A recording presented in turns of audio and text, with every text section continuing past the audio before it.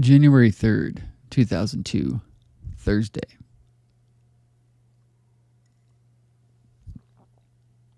I'm just taking a sip of coffee. I should remember to do that before I hit record. I'm at work right now listening to The Cure's Disintegration. I'm in box for now. I'm supposed to be here until 5 p.m. and then work booth from 8 p.m. to close. 3-hour break. I don't know. I'll actually use all 3 hours.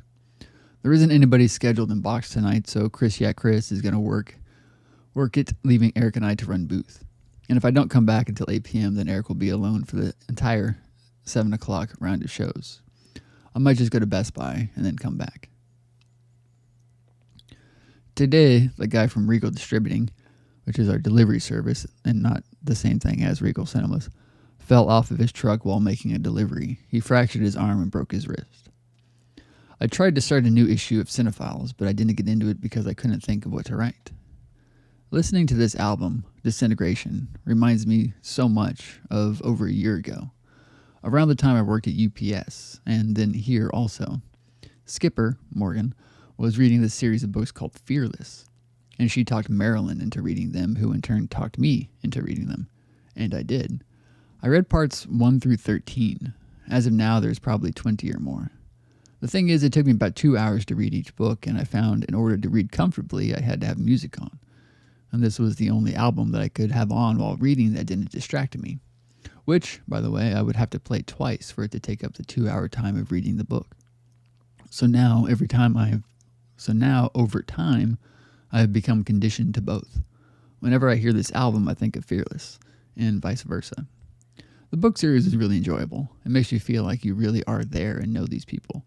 You end up caring about all the characters. In a way, it's like that show Dark Angel, but this is more about real life than future bullshit.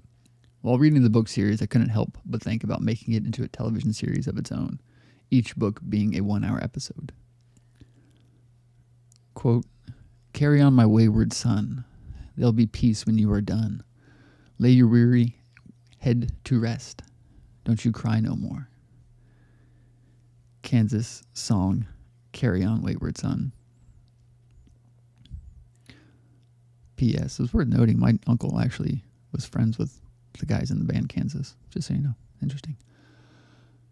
I know myself too well sometimes. I know my taste well, at least.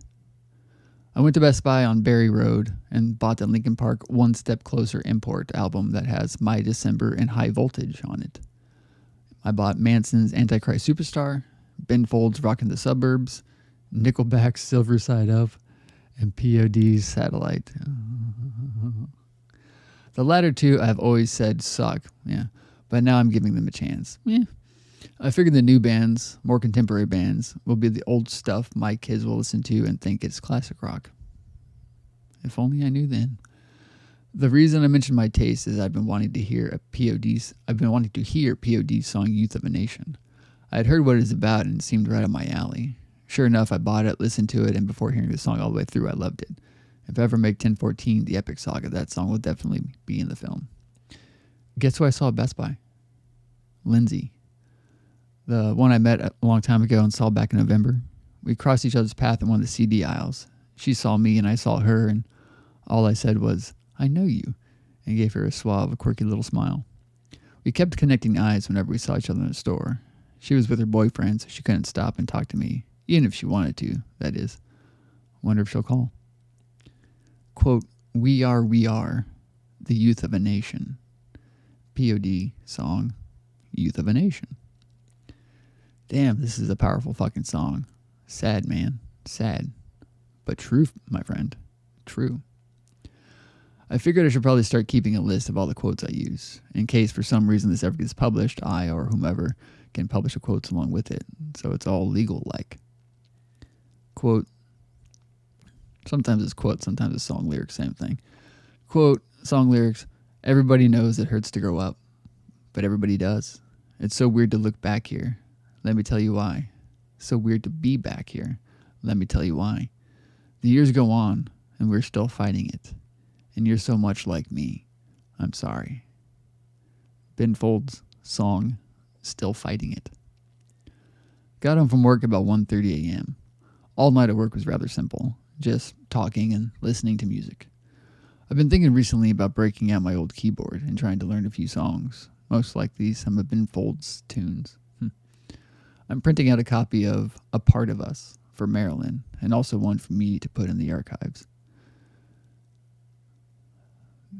Then, what's that say? Then I'll type in a journal entry from December and head to bed. Editorial. It's interesting, even back in 2002, I was referring to like my stash of stuff as archives, or the archive, putting it in the archive. And it's still something that I do and say in 2023, being that one of my YouTube channels is the BAC archive. End quote. I must create my own system or be enslaved by another man's. My business is not to reason and compare. My business is to create. William Blake.